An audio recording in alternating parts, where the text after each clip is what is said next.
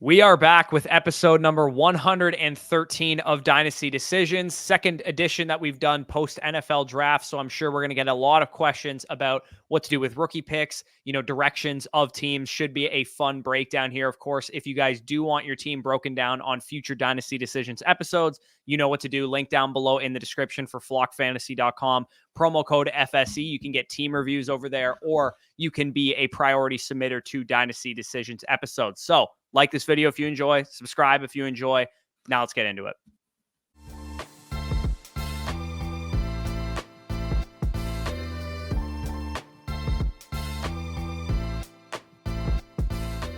Alrighty, let's kick things off with Sammy B's team here, a Flock Fantasy FSE code user. Again, if you want your team broken down, this is the quickest way to do that. A 12-team PPR lineup format, 6 point per passing touchdown, half tight end premium super flex league. Justin Herbert, Kirk Cousins, Russell Wilson, and others at quarterback. Rashad White as the main RB there with some zero RB guys. CeeDee Lamb, Jordan Addison, Steph Diggs, Christian Watson, Cortland Sutton, Gabe Davis, and others. Travis Kelce, David Njoku as the tight ends. Does have listed here that he has the 103, the 206, and the 311. And then it looks like all of his future picks. So the startup draft just finished February 1st, he said he tried to stay flexible at the beginning of the startup, and he saw some of the rookie picks falling into the second round, tried to trade up for rookie pick 101, but had to settle basically for the startup 205, which eventually he traded earlier, and eventually he got the 103 here. So looking at his team, fresh out of a startup, obviously very fragile at running back, a little bit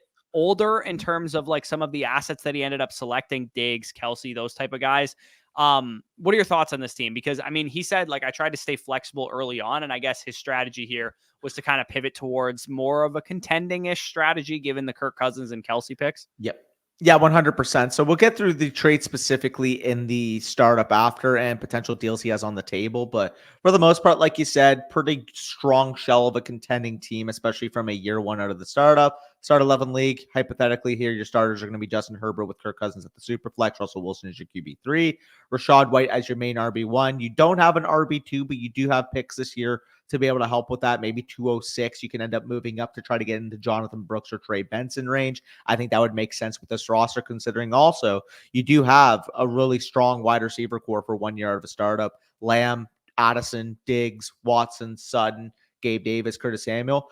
Again, the context we have to see here is because we'll see teams a lot of times people will make reference like, oh, like, this team's strong, this team isn't. It's like the context here is like, given the fact that this is right out of the startup, there's no monsters in this league. So typically if we saw this team and it would be like year 4, year 5 of the league, and you ask me if you can compete, at that point, I would say, well, at that point, a monster's probably already made in your league, or somebody's probably got like Jahmyr Gibbs and Bijan Robinson with, I don't know, Josh Allen and freaking Dak Prescott as their quarterbacks. You know what I mean? Like by year 3, year 4, you start seeing the monsters materialize. Your best chance to win, especially if you come out with a strong contending type of build in year 1, is to win in those first couple years before those rebuilding punting teams in year 1 and 2 eventually end up getting their draft capital actualized.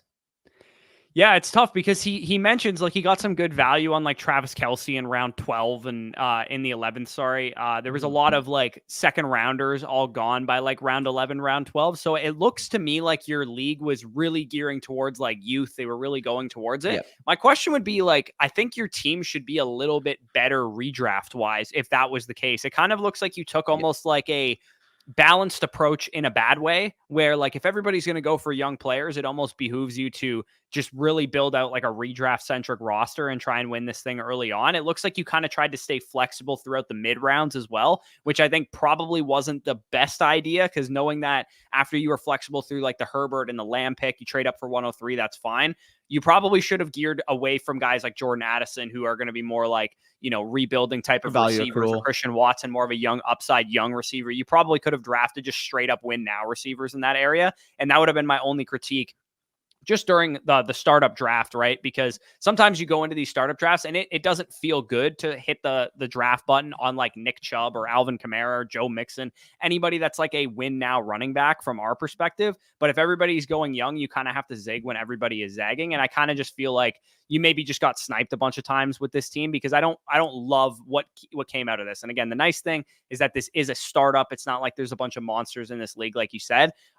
He basically asks, if I end up trading the 103, he said he's got a bunch of, low ball offers for it so far. He said, should I try and down tier to try and get 2 assets, or look to get a stud at any position? If I keep the pick, probably going with Neighbors or with May, given that, he kind of has a quarterback need. I think Drake May probably makes the most sense given what your situation is. But I don't know. What are your thoughts? Let's say somebody offered you a quarterback that'll help you compete here. Let's say Tua Tagovailoa and Jonathan Taylor for the 103, or Tua Tagovailoa and Christian McCaffrey for the 103, or something like that. Are you inclined to take like a 2-for-1 deal for that, or are you inclined to just spend your 103? Well, I mean, it would have to be that type of value, because again, once you're contextualizing it, the 103, I have valued as a top 15 overall asset. Let's just say that's the 204, 205 in your startup.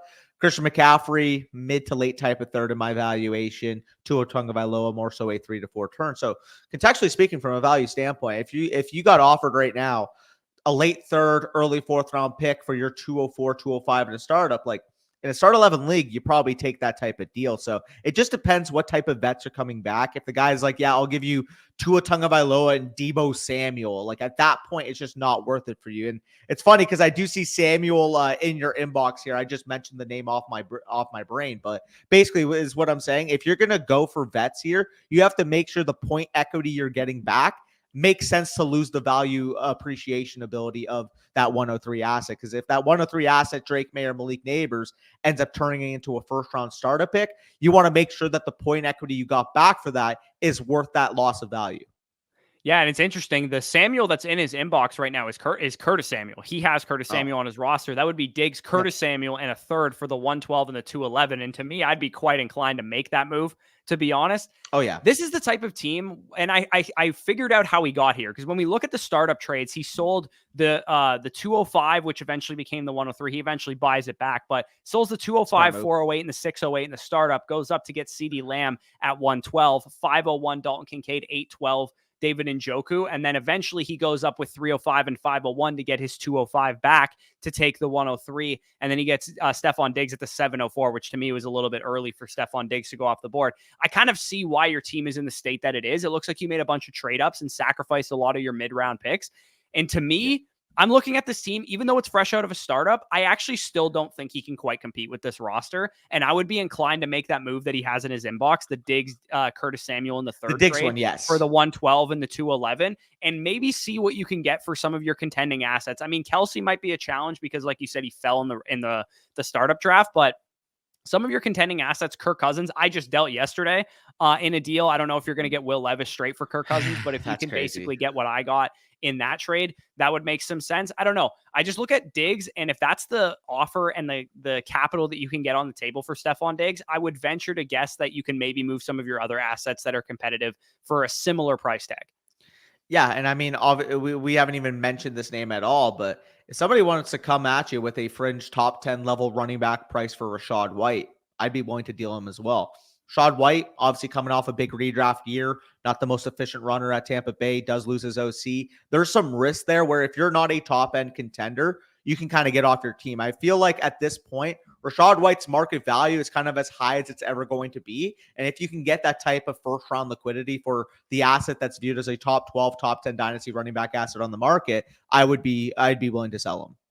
Yeah, it's hard because I actually tried to deal Rachaad White or trade for Rachaad White in one league using James Cook, and like some people view Rachaad White and James Cook on a similar playing field, and both guys kind of fringe RB1s, like high end top 15 guys. It's just they're both kind of hard to deal because there's a veteran, like there's a rookie that got added in both situations, Bucky Irving and Ray Davis, and then also with Rachaad White, people are kind of the belief that like what he did last year was just a result of volume, and if Bucky Irving takes away receiving work, then maybe that'll be a concern. I mean, regardless, the way I look at this roster is I personally think that mistakes were made during the startup by selling a lot of your mid-round picks, because when you're going to do that, I'm okay doing it for elite assets, but then I'm actually more inclined to rebuild. Like if you walk out of this startup with like 2 elite stud young quarterbacks and then like a stud young receiver and a bunch of draft picks, that's how like you and I like to build teams out of startups. Yeah. We're not inclined to trade up. I'm not at least inclined to trade up during a startup when I'm building a competitive roster. I usually only like letting the value fall to me if everybody's chasing the youth there. The Lamb trade up, I would do every single time still personally. The one thing I would disagree on is once Dalton Kincaid fell to the, or sorry, not Dalton Kincaid, when Brandon Ayuk fell to the 408 and you had the 501, like at that point, I would try to move up and get Brandon Ayuk. Because if you're contextualizing this, let's just say you had to, I don't know, give him your 9 for 10 swap or something to move up 5 picks. I don't know exactly what the pick valuation, the market valuation was in the startup, but if you were to have told me that it wasn't the Kincaid to Brandon Ayuk up tier that you gave this guy, I would have been all for it. Because if I'm talking about me getting CD Lamb, Brandon Ayuk, you add Brandon Ayuk to this team, you're looking really, really pretty. Now, obviously, you do end up still dealing Dalton Kincaid. 501 just feels like way too rich for Dalton Kincaid for me. I don't know what it is. Like, I got Kyle Pitts in a tight end premium startup at the 6-6, and I would rather have Kyle Pitts straight up over Dalton Kincaid. Yeah, I mean, it all depends on your tight end market. It is a half tight end premium, like you said. So was here. ours. For me, in a 6-point per passing touchdown superflex league, there's no chance I know you're higher on CD Lamb than I am. There's no chance I'm trading up from 205 to 112 to get CD Lamb. Because I would do that. In my estimation, you just gave like Jordan Love away for CD Lamb in a 6-point per passing touchdown league. I guess it's a 103 is actually the pick that went there. But for me, it's just like I would have just sit pat at 205. It's like, Lamb goes to 112 and it sucks to miss out on CD Lamb. But I think you could have gotten a very good player at 205. I mean, as good as the player could have been at 205, I don't think they're holding a candle. CD Lamb is kind of what I come back to. So I'm cool with that deal specifically. I do agree with you, though. If you're going to make that type of move, why are we taking Stephon Diggs? Why are we taking, Kirk Cousins? Why are we taking Travis Kelce did fall in your draft, but basically the point remains that you're taking a lot of contending type of assets while already knowing you have less mid-round picks. Where the contending assets usually go, you'll have less contending assets to be able to go and win the championship with. Yeah, not to mention he said that all of like the second round picks were off the board by like round 11. Like I definitely wouldn't have reached on the 206 then. I would have probably, like me and you just had a draft in Flock Me Silly where I built out a contending roster and like I had decision points on the clock. Do I take the 205 or do I take like Christian Kirk or do I take, some of these contending assets? And to me, I think when you've already committed to that build at that point in the draft, you had already committed to that build. You probably should have, went after a running back with that 20 where you took the rookie 206 or went after a wide receiver where you took that rookie 206. And same with guys like Christian Watson and those type of dudes. It's like, yeah, they're nice upside young pieces, but you probably might have been better off just taking a guaranteed production option, in my opinion. Yeah, for sure. We did go very long, so we'll just rapid fire the potential deals, like you said. 103 and 311 for Tyreek Hill and Aaron Jones. In this situation, I'm absolutely holding the 103, like we said. In the Diggs Samuel and a third for 112 and the 211. If you're willing to move Stephon Diggs, this is absolutely a price I'd be willing to sell him for. 112, in my opinion, is worth more than this package on its own. So the fact that you're banking, in my opinion, a free 211, love the value on that deal. And then finally, the 103 in Addison for JT and Devontae Smith. That dude can hold this JT and Devontae Smith. We're keeping our 103 in Addison here. Yeah, again, like I said, final piece of advice here, because we have gone a little bit long on this team, is I would maybe see what your contending assets give you, maybe punt to 2025 capital if people are willing to give it away, because I would imagine that people are just in love with this 2024 class, given the nature of what happened in the startup. Maybe you can get the 2025 picks on the cheap and build around some of your young assets, because your team right now is built half rebuilder, half contender, and I don't think that's an ideal position to be in. That's how you end up 7th place in your dynasty league right now. So that would be my biggest piece of advice here. So let's go on to Arthur's team here. 12 teams standard, odd standard look here. Superflex league. Richardson and Purdy are the quarterbacks. We have Devon Achane, Tajay Spears, Zach Charbonnet, a couple others, Jalen Warren at running back, Jalen Waddle, Michael Pittman Jr., pretty much nothing else at wide receiver outside of those two guys. Trey McBride, Dalton Kincaid, Greg Dulcich as the tight ends. Absolutely loaded to the picks brim here. We got to actually move ourselves out of the way so that we can see all the picks that this guy has to deal with here. We got the 102, 104, 106, 201, 202, 203, 204, 206, 301, 302, 304, 308. Does not have his 2025 first, but he does have an extra third rounder in 2025. So, I mean, when I look at this roster, I say, okay, there's not a whole lot going on as far as like there will be depth, but you do have a lot of picks to be able to just backload the depth of your roster and potentially some high-end assets as well. Because then, I mean, you're probably looking at Marvin Harrison Jr. at 102, at 104, maybe you can get a Malik Neighbors type at 106. You should be able to get Odunze. I mean, like you're going to fill out your entire wide receiver core in this class and then some. And with the 201, 202, it is a standard league, so maybe you want to take the shots on the running backs there. I think you're going to be in a pretty good spot here. I have a similar situation to this in the Mickey Mouse League where I have like, I want to say 20 picks this year and maybe 5 total players that are like legit difference makers, needle movers on the roster. And it's kind of like just picking and choosing what you like at this point. 102, you add a Marvin Harrison Jr. from the top shelf. 104, ooh, look at that. Nice little Drake May. He's on sale in the bike section. You know what I mean? Just go to your local Canadian Tire, go to your local, bike shop and just start buying some parts because this team, once you add those parts, it's going to look a lot different because guess what? The guy who has your 2025 first, I bet you right now is looking at your roster thinking, oh, wow, I can't wait till this 2025 first is early. And then he's going to look at that same roster post NFL draft this year, post rookie draft, and it's going to be like, what the heck? Like, I just looked at this 2 weeks ago and he had nothing. And now half his roster's completely changed because you have, what is that, 20 pick assets this year? Yeah, I love Danny just makes an absolutely Canadian reference there. He meant large department store, Rona, Home Depot, whatever you guys have in the US, but he shouted out Canadian Tire there. But I mean, he basically asks here, Marvin Harrison Jr., Malik Neighbors, Rome Odunze is ideally what he does with those first 3 picks. He really needs help addressing what to do in round 2. So in that 201 to 206 range, he says, should I grab both running backs? I personally would, especially in a standard league. Those guys are going to hold good value. He does say it's a half point for first down, receiving, and rushing. So it's not PPR, but you do get points for first downs. He also says, should I grab more wide receivers there? Should I grab a quarterback? If it was me, 201, 202, 203, 204, and 206, I would love to end up with both running backs if I could. Yeah, it's possible Brooks goes a little bit higher in a standard format. I would love to end up with one of the quarterbacks, Bo Nix or Michael Penix. I would say Nix available in the early portion of that if he's there. Penix towards the back half, 204 or the 206. And then Coleman. Maybe walk away with like a Keon Coleman, Xavier Legette, 1 or 2 of those wide receivers as well. Yeah, no, I completely agree. And I mean, who knows? Like maybe you just get completely lucky and like a Ladd McConkey falls to you at the 201. Like you never know. Like who knows? Maybe somebody just says, hey, I love AD Mitchell. He's my 112 or my 111.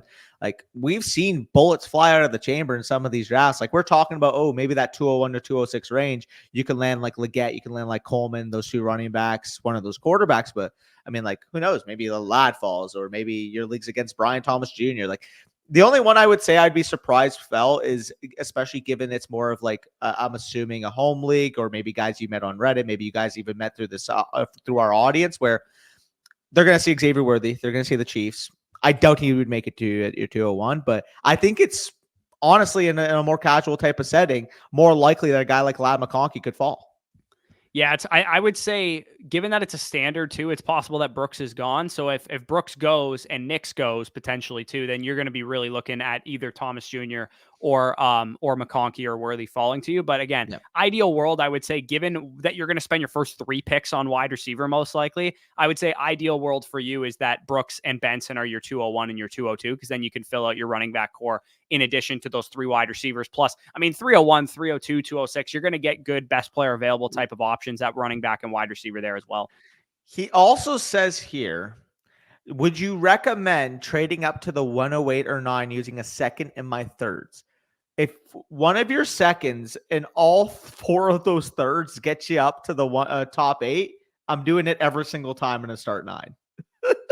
Yeah, in a start 9 league, those depth picks are not going to really matter too much for you. And I mean, you already actually have some pretty decent building blocks on your roster in addition to the high-end picks that you're going to have in this draft. So you have 204 plus all 4 of your thirds, or even a couple of your thirds. Like even if you don't have to get rid of all of them, especially if that can get you up and you can snag Xavier Worthy there, you can snag JJ McCarthy there as your third quarterback. You can snag, Bowers there. You probably don't need Bowers given that you have McBride and Kincaid, but that move definitely makes some sense. He did say he started this rebuild last offseason and early in 2023, sold some old assets for picks, and now it's time to cash in. Very good feeling. I'm in a lot of dynasty leagues where that was the sentiment this year as well.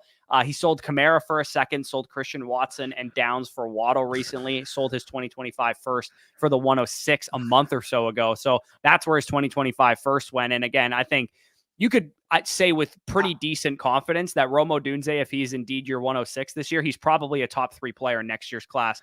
So knowing that even if you do have an early first next year, an early to mid first next year, you're probably getting a prospect similar to the caliber of Rome Odunze. And I'm pretty sure, like I alluded to earlier, that guy probably makes that deal looking at your roster now, assuming that's going to be a top 3 pick, because otherwise, like, why would you give up the 106 for a straight 2025 first round pick? Like, he had to have had the context that you'd be picking early. Well, I'm sorry. You didn't look at your pick bank clearly, because to me, I Yeah. think your pick is probably at least going to be around that same range next year, if not potentially better, Later. depending on the contribution you get from your rookies. Because I think worst case scenario, that pick's like 105, 106 next year. And I guarantee the prospect caliber of Rome Odunze is not going to be there in next year's class, just knowing what we know about this class and how deep it was and how many good quarterbacks were in it and that kind of thing. Like, there's no Marvin, there's no Malik. I mean, best case scenario, you have like wide receiver 2 in next year's class is Emeka Egbuka. Like, I'm pretty sure Odunze is going to end up being a better prospect than that. I mean, even if we're applying right now, just those 3 first round picks. Look, let's just say he walks out of those 102, 104, 106 spots. Again, maybe Malik Neighbors goes before his pick. Maybe Rome Odunze goes before his pick. In a standard super flex, I can't imagine someone's going to take Neighbors at 103. But that's what I mean. We're playing the game. Let's just say that's what ends up being available. Even if you just told me he added Marvin Harrison Jr., Malik Neighbors, and Rome Odunze to the squad, I would be shocked if he didn't make the playoffs, because you're talking about it there. Start 9 league. Richardson, Purdy as your main 2 quarterbacks. Achane, yeah, your RB2 is a little bit weak, but I do think Tajay Spears got some flex appeal, got some RB2 appeal in certain weeks. Jalen Waddle, Marvin Harrison Jr., Malik Neighbors, Rome Odunze, Michael Pittman is your wide receiver core. You can start up to 4 of those guys a week. And then, like you said, you have the best tight end core in your league with Trey McBride, who's a top 3 option, and Dalton Kincaid, who's another top 6 option. Yeah, not to mention you're probably going to add a lot of running backs with, I would say, with 2 or 3 of those seconds this year. Yeah. Definitely 2 of them. Ideally, I would like to walk out of this rookie draft with Brooks and Benson if I can, even if that means I got to trade up a little bit from 201 to get Brooks and have Benson fall to me at 202. I think that makes sense. Let's rattle through some of the trades here really fast. He last offseason, he sold Swift, Lance, and Dalvin Cook. So not a whole lot for Pittman. The 201 this year, Smash. Greg Dulcich and Tajay Spears is what he took with that 2023 third. So great move there. Sold off of Brandon Ayuk early on in the season last year, 104 and 304. Again, Ayuk's a great asset, but I would definitely take the 104 over him at this point in time. DJ Moore, he sold off for Devon Achane and the 206. And I mean, now that you're in line to take Rome Odunze, that pick or that play basically makes a little bit more sense, knowing that you're not going to have both of those Bears receivers. So, I mean, looking at this team, it's going to be fun. You're going to stock up the cupboards, add all these picks to your roster, and your team's going to look a lot like my No Flockin team, where you just have the entire rookie class on your roster. It's a good time. It's a good time. I mean, like I alluded to, my MML team's going to look like that too. So I'm excited. Unfortunately, that draft actually kicks off tomorrow as we're recording this. So we're recording this on the Thursday, kicks off on the Friday. So I've been eager to make those picks, man. I've been waiting for a couple weeks. I just want to put the pen to paper on some of those acquisitions. Yeah, I got 2 drafts kicking off like May 2-4 weekend and the weekend after that. Like, so brutal. We're like waiting on some guy who's like AFK and hasn't said a word in the chat for like 3 weeks. I'm like, dog, let's boot this guy and I will get somebody in this league immediately because I'm trying to spend my picks right now. But they're like, oh, well, we'll just wait until like May 30th when we're drafting. And I'm like, oh, come on, dude. Yeah. Anyways, Arthur's team, last thing I would say on your roster is we would be remiss if we didn't tell you that you also don't have to spend all of those picks. If there's veterans on the market that become available for a cheap price tag, you can go after those guys as well. Let's roll into AJ's team here before we spend 6 hours on this video. We do have AJ's team here, 12-team PPR, 4 point per passing touchdown, half tight end premium, super flex league. I believe this is the Tone Setters League, if I'm not mistaken, because AJ's in this league and I'm pretty sure he has that tight end for in the Tone. I have Kyron. I have Kyron in the Tone Setters League. Okay, so then it's the No Flockin League then, isn't it? Because I'm pretty sure he has Pitts, Kincaid, and Mark Andrews in that league. Probably, yeah, probably. Anyways, so on his team, Tua Tagovailoa, JJ McCarthy, Kyron Williams, Nick Chubb, Chuba Hubbard, Rashee Rice, Malik Neighbors, Keon Coleman, Malachi Corley, those type of guys, Kyle Pitts, Kincaid, Mark Andrews. He refuses to sell me Mark Andrews, Kyle Pitts, or Kincaid for a deal. He wants to get absolutely as much value as he possibly can for those guys. That's fine. You can hold all 3 tight ends for all I care. 104, 108 as his top picks here. He did actually spend those picks, obviously going up and getting Malik Neighbors and trading down, I believe, getting JJ McCarthy. I'm pretty sure it was me that traded up in this area for Odunze. Maybe I'm making that up, but regardless, good team. I don't know when he got all these picks. Like, I don't remember him getting all these 2025 firsts. It's when do you have, what is that, 5 2025 first? When did he get all these? I don't remember this. I don't know. Like, I'm trying to check now. Like, where did you get all these picks, AJ? Not to mention, like, this league was pulling teeth to get first round capital from people. Like, I was a full rebuild, tank job, and I only got one first extra on top of mine, and that was Tano's and the Tony Pollard for Nico Collins and a one deal, notoriously, that I made last year. So I don't know when the hell AJ got all these picks, but I mean, when I look at your roster, you're obviously very well set up in terms of like future capital. Your receiver core just got a nice little injection of Malik Neighbors, Keon Coleman, and Malachi Corley in the rookie draft. Rashee Rice obviously seems a little bit like a sunken asset at this point. Your next goal would be to sell one of your tight ends, preferably to me because I could use one. Kyron Williams and Nick Chubb probably need to be guys that you would consider selling as well. To me, Kyron absolutely has to be a guy that you're selling right now.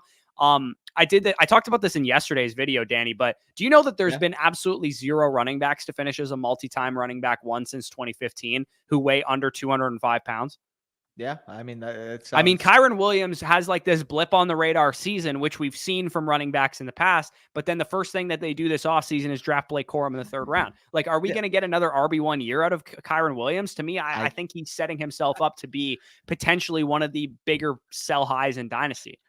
Maybe, but I will fight back because I feel like the sentiment is kind of people being low on him at this point. Like, we're kind of veering towards too much of that direction, in my opinion, because that would make sense. That would be a fair line of sight. That would be a fair perspective. If the assumption on the market was like, oh, Kyron Williams, the guy who just finished RB2 in points per game, had, 270 opportunities in the 12 games he played.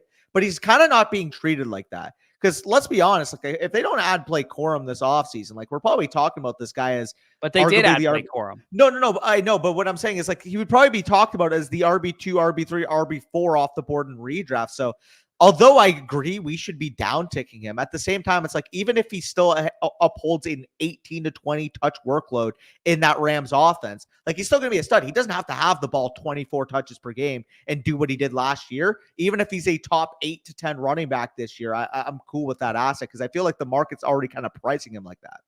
Well, according to the keep trade cut market, and keep in mind, this is a league that we're in, so I'm sure you're not going to get super elite value for a running back in general. Zay Flowers, Tank Dell, Saquon Barkley, a mid first, T. Higgins, Kenneth Walker, Jackson Smith and Jigba, Xavier Worthy, a late first in 2024. These are some of the assets listed around Kyron Williams on Keep Trade Cut right now. Again, can you get that in this league? Because we're in this league. Nobody likes running backs in this league.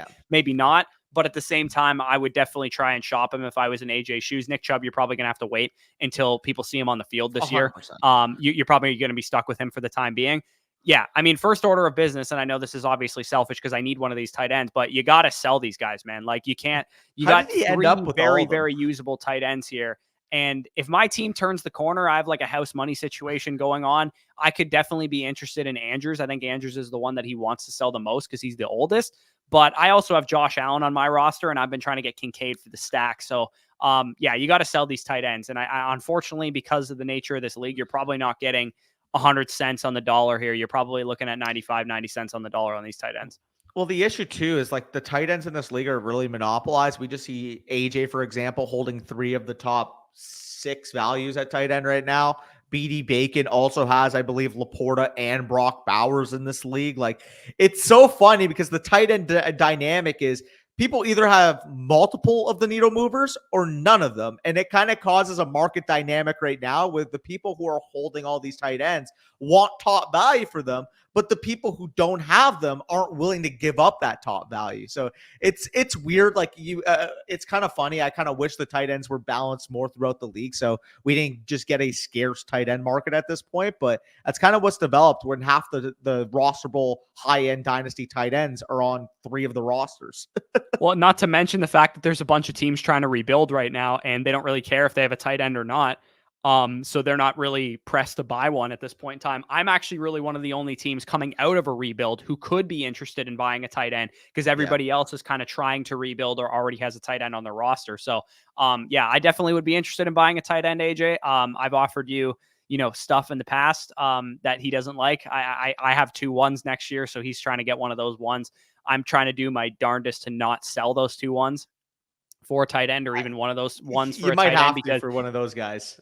yeah, I mean, like I might have to. You're right. Like, would you pay if you're in my position? One of those picks is going to be Tano's, who's got a pretty good team. One of those picks Yep. is going to be mine, who's in a house money situation. I'm selling a potential mid to late first for Dalton Kincaid. Like, I don't feel like I need to do that. Like, I think I should be able to get him without having to give up one of those ones. He goes in the 5th round, 6th round of a lot of startups, man. Like that's going to be the price you have to pay if you're trying to compete. I'll go cheap at tight end, to be Go honest. ahead. Again, if I'm your only buyer, you're going to either have to sell it to me 90 cents on the dollar. I'll give you 2 2s for Dalton Kincaid, 2 2s and something else for Dalton Kincaid, or you can hold them and let them rot on your roster. That's the way I look at it. Bush is trying to sabotage.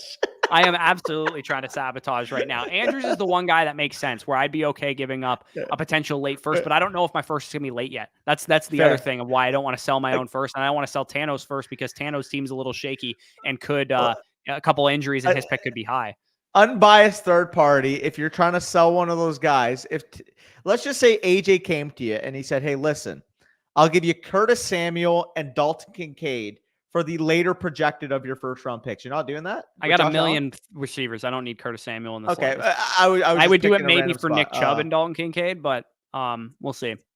Yeah, who knows? Regardless, though, I mean, AJ submitting this team, he does mention here at the top, JJ McCarthy over Drake May. So I traded back to still get JJ, and Neighbors over Bowers for me. What now? So, I mean, we could break down this deal as a whole, because when you're contextualizing it, Drake May and Brock Bowers, Malik Neighbors, and JJ McCarthy, like I think that's a fair trade. Yep. I will fight back even as a Michigan fan. JJ McCarthy over Drake May is just not true. Yeah.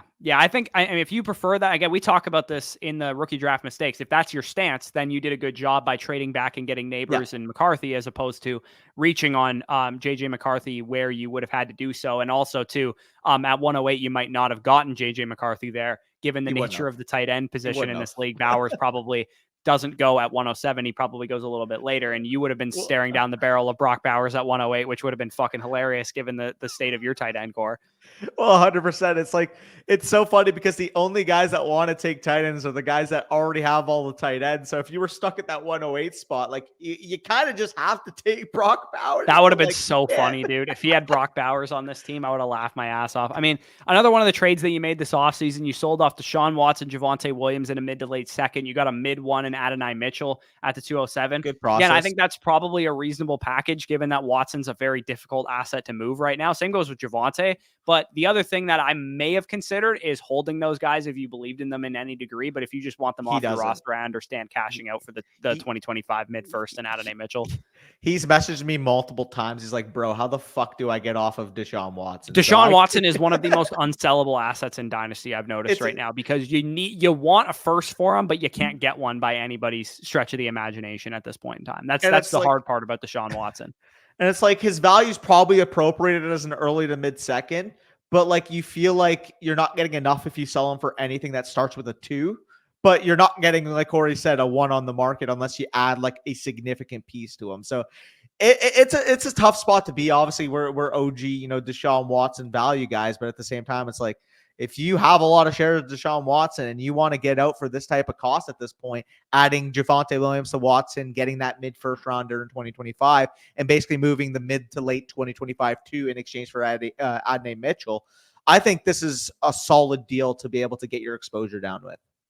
Yeah, that's pretty much what you have to do at that point. Like, if you're trying to get your exposure down and you want to get out of Deshaun Watson before he's like potentially a dead asset, that's pretty much your only option. For me, generally speaking, if you're a Deshaun Watson bag holder, you're probably stuck holding him at this point in time for the most part. He also traded up for Keon Coleman, which makes some sense there, given the state of his wide receiver core. But again, we're in this league, so it's hard for us to give us unbiased advice here. But generally speaking, try and sell off some of your depth at tight end, sell off your running backs if you can, continue to punt into the future classes. 2025, you're going to be able to hammer out a bunch of running backs in that year. So hopefully your wide receiver picks this year hit and you're able to kind of build out a contending team at that point. But just saying, there's a guy in this league who has a million wide receivers and needs a tight end. Maybe trade with him. Anyways, let's move on to Tano, 12-team PPR, 4-point per passing touchdown, also in the listener no flocking league, ironically, but not this team, I don't think. Super flex team here. Herbert, Lamar, and Bryce Young, and Justin Fields as the quarterback core, very strong there. Kyron Williams as the main running back with a bunch of other random dudes. Drake London, Nico Collins, Jahan Dotson, Darnell Mooney kind of falls off a cliff there. Sam Laporta, Tucker Kraft as the main tight ends. and then 102, 104, 106, 111, 202, 204, 205, 306, 308. And then an extra one in 2025, two extra twos, two extra threes in 2025, an extra one in 2026, and an extra fourth in 2026. I mean, this is prototypical. Just take what this class gives you type of team, because you're okay being fragile at running back because you're kind of going to be in a house money situation this year after you spend these picks. So for me, it's like 102, take Marvin Harrison Jr. 104, hopefully Malik Neighbors is there. 106, hopefully Rome Odunze is there. 111, maybe you want to add Xavier Worthy, Brian Thomas Jr., Lad McConkey type. 202, I would probably swing on a running back. Hopefully Benson or Brooks falls to you. 204, maybe take an Xavier Legette, a Keon Coleman, somebody like that. 205, maybe you want to swing on another quarterback and grab Michael Penix there or something like that. 306, 308, just kind of take best player available. This is the type of team where you're just going to walk into the season with taking what the class gave you, which is obviously a very good wide receiver class, and thankfully you need a lot of wide receivers. Yeah, 100%. I mean, with this type of team, like you said, because point production specifically in a start 8-12 team, I believe there's actually a one quarterback league. So like that, we will have to adjust what we said here because, or is there a super flex? No, it says super flex. He's filled it out for super flex. Okay, because I was looking at the brown bar and it said one roster where it says one super. Okay, well it says he has the super flex slot filled out there. So okay, fair. So regardless, though, let's assume this is a super flex league then. Yeah, so you're on it there. Yeah, for sure. I mean, looking at this roster, he said we've actually broken it down a couple times. He said he was able to collect a lot of capital. He won each trade pretty well. I mean, this is how you get teams like this, right? When you just win trade after trade in terms of, selling off guys that aren't worth shit for draft capital. He said he sold off Baker Mayfield and KJ Osborne and the 2023 106 for the 109 and a 2024 first last year, which is now the 102. So he basically got Marvin Harrison and the 109 last year, which would have been, I don't know, Zay Flowers probably or somebody like that. And he ended up getting, he sold off 106 and fucking Baker Mayfield and KJ Osborne for that. What was that guy doing? Yeah, I'm trying to think, who did he get with the 109? Because I don't actually see him on the roster right now. For the 109 2023 class, I mean, he probably sold the player. Like, does he have... I would imagine so, because it doesn't look like he ended up taking... Unless he took Laporta that high. I don't think he... Bryce Young wouldn't have fallen that far. That's pretty much the only other player from the last year's class. Yeah, I mean, like, who knows? Maybe he traded up with the 106 to get Bryce Young. Maybe, yeah. I mean, he said this league is a little more casual, and he said he's tried to go big game hunting for a top wide receiver, but no one will bite. Again, I would just draft them in the rookie draft, basically. Yeah. He said he knows Caleb is going 101 and 103 needs a quarterback. So do I go Neighbors at 104? Yeah, absolutely. Yes. That's exactly what I would do. You don't need a quarterback. So 103 taking a QB would definitely be the ideal situation for you. And if he doesn't, for whatever reason, he takes Malik Neighbors, I would try and trade with him, knowing that he does need a quarterback. Maybe he can trade you Neighbors, but he'll probably take a quarterback most likely. And then he says, or try to move it for more capital. I'm trying to move the 106, but like I said, league leans toward the casual side. Dude, if they don't want to buy your draft picks, just spend them. It's a really good rookie class to have a lot of picks in.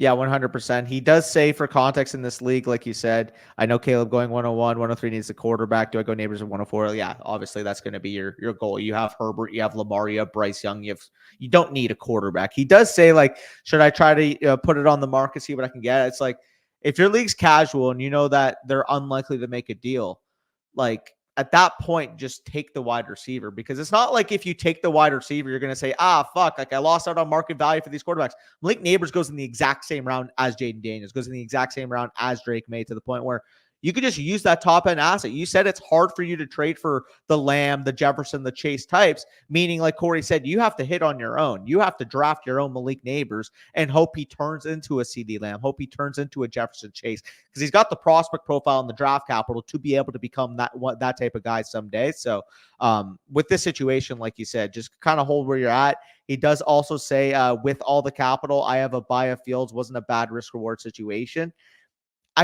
I don't see the need for you to trade the 206 for Justin Fields, to be honest, with Herbert, with Lamar, with Bryce Young on your team.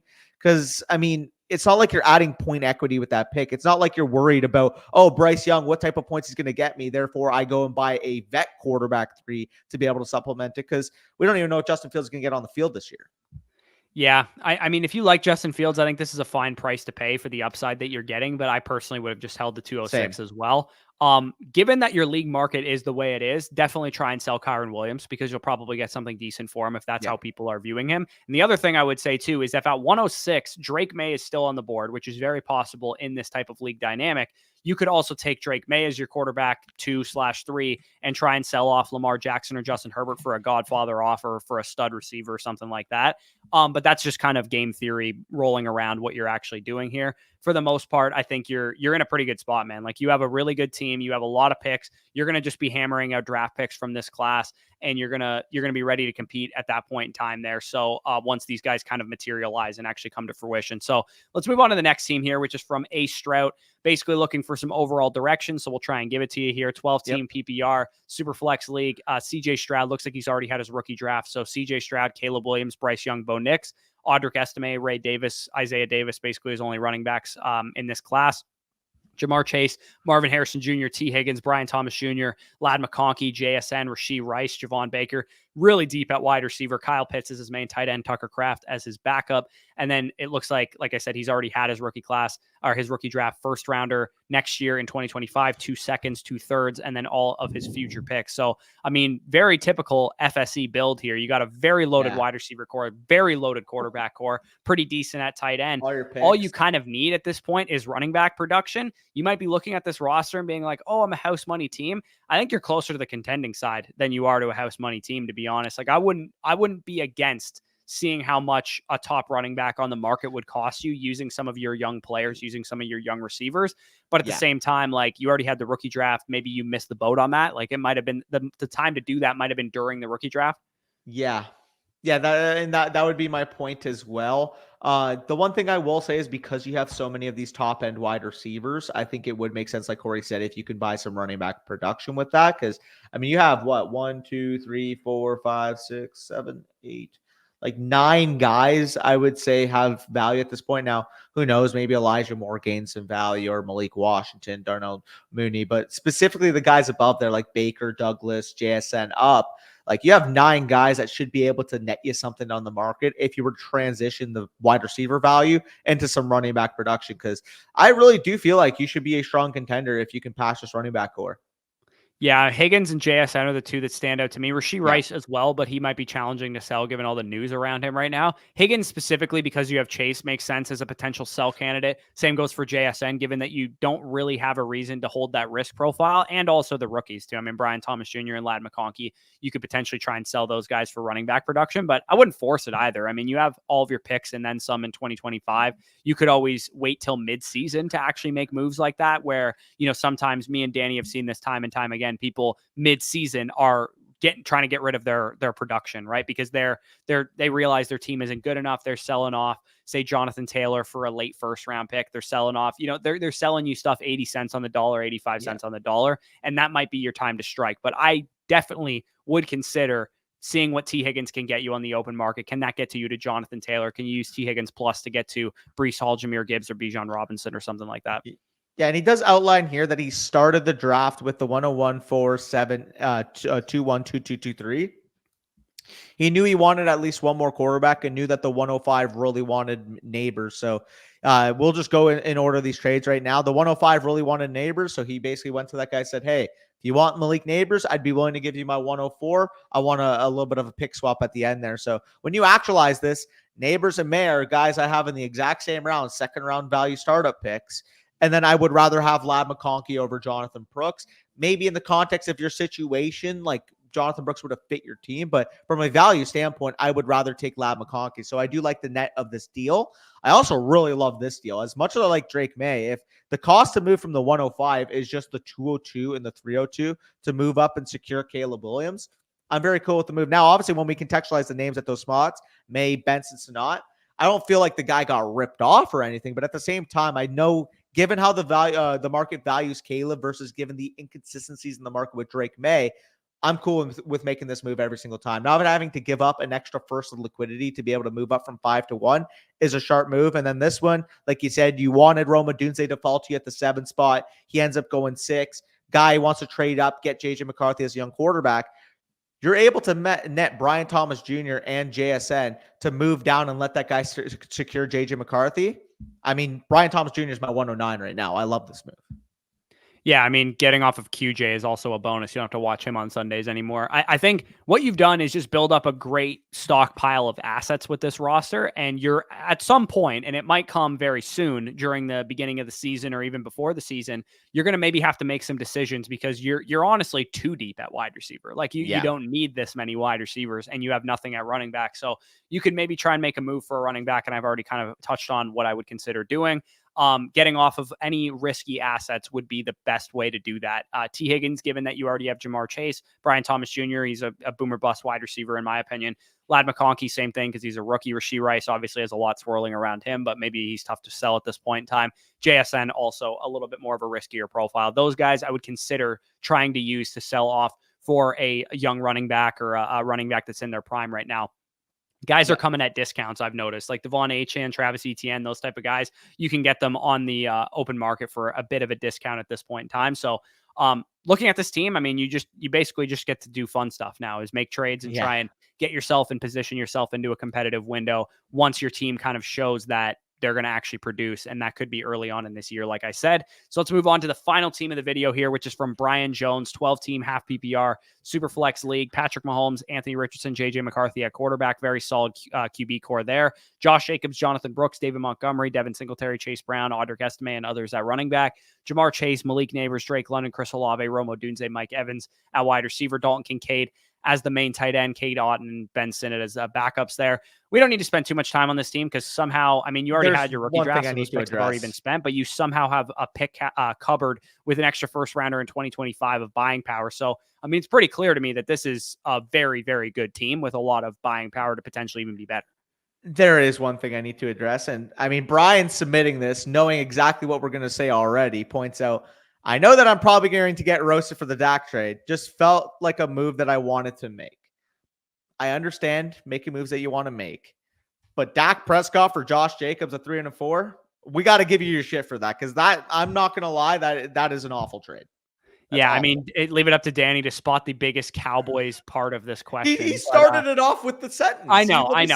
It was a bad trade. He recognizes that. I think he made some other good ones. I mean, moving down from 104 to get 107 and 201, I think was a pretty sharp move in a deep rookie class that basically netted you.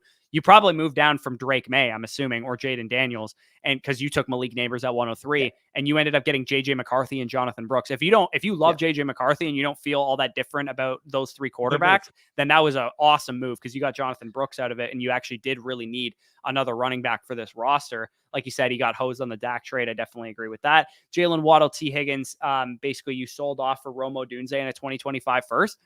I mean, I get the move, don't get me wrong, but honestly, dude, given your team's construction, you were in a winning window. I probably would have just held Jalen Waddle and T. Higgins here. Yeah, I mean, I like the move. Like, if you were going to sell those two guys, I would have rather gotten a hammer at wide receiver than Odunze in a first. But I love Odunze. He definitely has more upside on the open market than Waddle and Higgins have, and banking the first of extra buying power is solid. I just think it was kind of like a lateral move. No, that's fair. I mean, I don't know. I like the Odunze in the first side. I have Odunze ranked higher than both those wide receivers, and I think the other one would be about worth a first-round pick in their own right.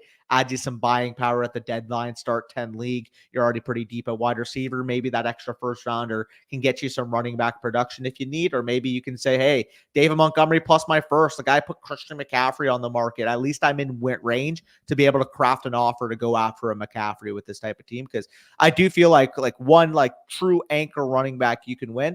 And I guess that's why you would have made the Josh Jacobs move, thinking he's like that type of player. It's just, for me, if you're going to move Dak, I would have wanted at least a Jonathan Taylor caliber running back to be able to stomach tearing down from a set quarterback asset to an older running back here. I just don't think Josh Jacobs was a good enough running back to make that move.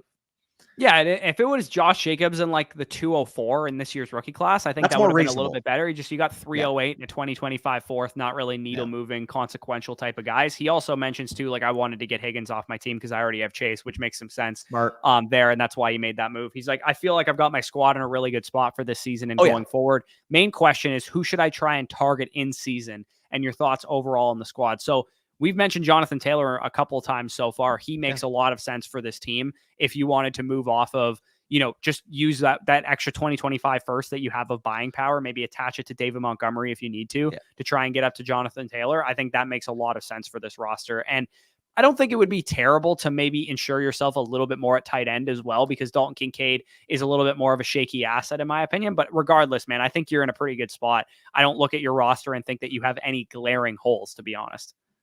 Yeah, no, I would agree with that. I mean, I can roast you more if you want on that Dak deal. That's not really going to get anything done at the end of the day. You did make the deal. You did get your anchor running back. And even without the asset of Dak Prescott, let's just say your team's in a very good spot to be able to go and compete.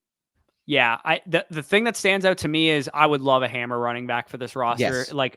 But I've noticed in my personal experience this offseason, it is very hard to pry Bijan Robinson, Breece Hall, and Jahmyr Gibbs from some teams. Like, I figured people were going to love them. Obviously, they're the top of the running back market, but I didn't think people were going to hold on to them unless they got a godfather. And that's kind of been my experience trying to buy those guys. So if Jonathan Brooks and one of your 2025 first can't get you to those guys, I mean, you're probably stuck hoping that you can build out that running back production otherwise. Because, I mean, it makes sense if you think about it. Bijan, Breece Hall, Jahmyr Gibbs, they're all top 8 redraft picks, and they're 22 years old.